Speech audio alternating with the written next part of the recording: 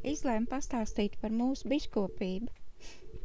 Pirmajā gadā atnācām, bišu vispār nebija, nevienos ziedos ziedēja ābeles, bišu nav. Izlēmām, ka mums jāpaņem bites, un otrā gada pavasarī arī paņēmām, atradāmies un tepat tās pasūtījām, mums atved uz mājām. Šīs ir pirmais medus, ko mēs ieguvām no mūsu bitēm. Viņš ir pilnībā bez cukuru un bez piebarošanas, pilnībā tīrs medus. Uzlikām uz riepām, divām, kā mums ieteica. Šis jau jaunais strops. Ejām jauno stropu, nokrāsojām, ielikām jaunas rāmīšas.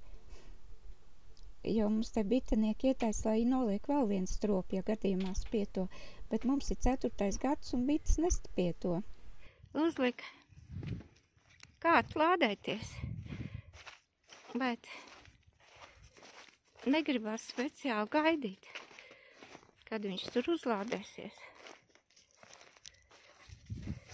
Jā, tāds feins ir, gribēju sen pie bitēm pieiet, tāds feins atkusums. Mēģinās nekratīt pa telefonu. Bet bišķi jau kratās.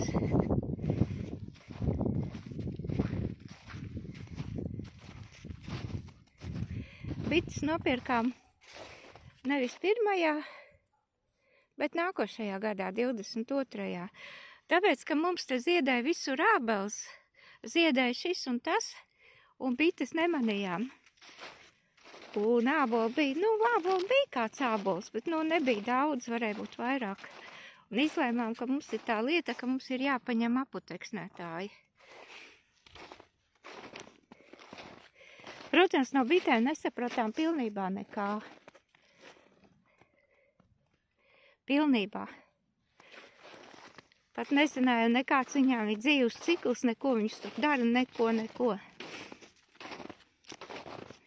Un arī, kā teikt, nevarēja teoriju tik ātri atrast. Droši vien, kad vienkārši tie, kas jau ņemās, tie jau tāpat visu zina. Un tie, kas neņemās, tie arī neņemās. Mēģināja kaut ko izprast, kaut kādus jautājumus šam un tam uzdot. Bet tie, kas ir pieredzējuši, viņi jau nespēja pat iedomāties, ko tāds, kā teikt, ka vispār neko nezina, vārdu sakot. Sazvanījām te Krāslavā, bija SSā, kad cilvēks pārdod. Šitais bija Leitis, kas pārdeva stropiņu. Viņam nebija dārgi tas strops, bet, mēs ņēmām vēl rāmīšus atsevišķi. Viņš jau pārdeva ar visām bitēm, tā es gribēju sacīt. Bites ir ļoti labas. Protams, mēs, kā nezinīšu, viņus sakaitinājām pirmajā, kā teikt, vasarā. Tad, kamēr neizšķīlās jaunās rudens bites, mums bija briesmas, mēs nekur nevarēja parādīties. Tereku ir dārs arī pastrādāt nevarēja. Viņas kā pamanīja tā tūlīt, bet klāt. Suns sadavoja ciest. Tas tagad baidās no bitēm. Bet, vienvārds sakot, bites ir tādas, kas nespieto. Praktiski, viņas nav spietojuši vispār no tās reizes, ka mēs nopirkām. Ir lielas, smukas, apaļas, varbūt garants arī. Mēs īstenībā nevarēja saprast, tur viens ir tāds apaļs strups un cits atkal tāds garants, bet liels. Mūsu biškopība nav nekāda. Mēs tikai viņas ieziemojam, iegādājām te visas jaunas lietas.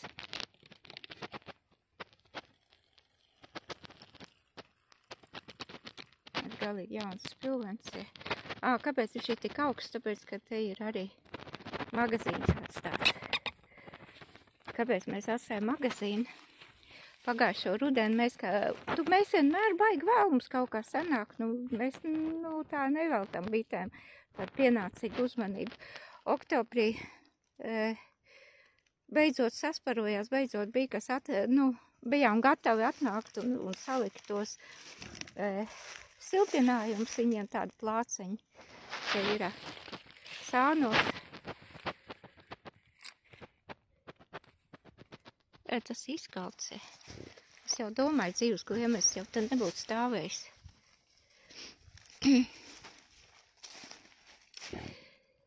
Var sakot, un 23. gadā nopirkām vēl vienu stropiņu, jo tā mums te tie biškopi, kā teikt, ieteica.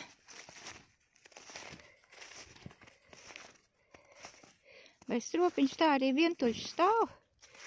Mēs viņu smuki sakopām, ielikām svaigus rāmīšus arī ar šits, man liekas, dzēnis varētu būt pastrādājis. Ielikām rāmīšus arī vienu rāmīti tādu, kur vecs medus bijis iekšā, smaržai. Var sakot, te tagad rudenī es tos jaunos izņēmu ārā, atkal ienes istabā kastē. Nu, nelien te iekšā. Tie kaķi. Nāc ārā.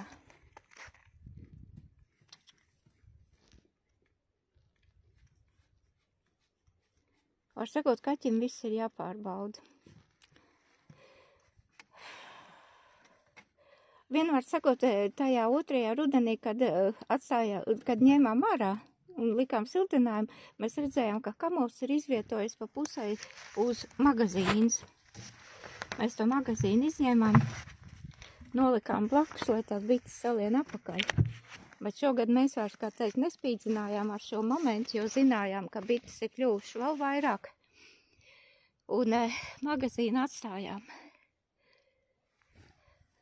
Pirmā gaļā mēs medu izņēmām tur sev vienu rāmīti. Pēc tam neesam ņēmuši. Mēs tādu lielu medusēdāju neesam. Tad mēs izņēmām. Nē, mēs pēc tam arī izņēmām, bet tur, kas nebija uz tiem rāmīšiem, pārējos nepārbaudīja, tāpēc, ka visur jau bija kamols virsū. Var sakot, bet viņiem pieticis bija, slimot, neslimo. Tā kā man šādas pārdomas rodās, vienvārds sakot, ja grib no bitēm medu slaukt, tad viņām vietā jādod cukursīrups, un ar cukursīrupu viņas paliek vaļāks. Tad viņas arī slimo. Paliek švaks saims. Nu, mums nav tāda tipa, lopkopības tipa, mums ir tāda, var sakot, aputeksnēšanas variants. Pašiem mums daudz medu nevajag pārdot, mēs kam jau tās draus, viss liels jau ir jau izveidots un mantots un tā tālāk, tiem varbūt tās, tiem nekas cits neatliek.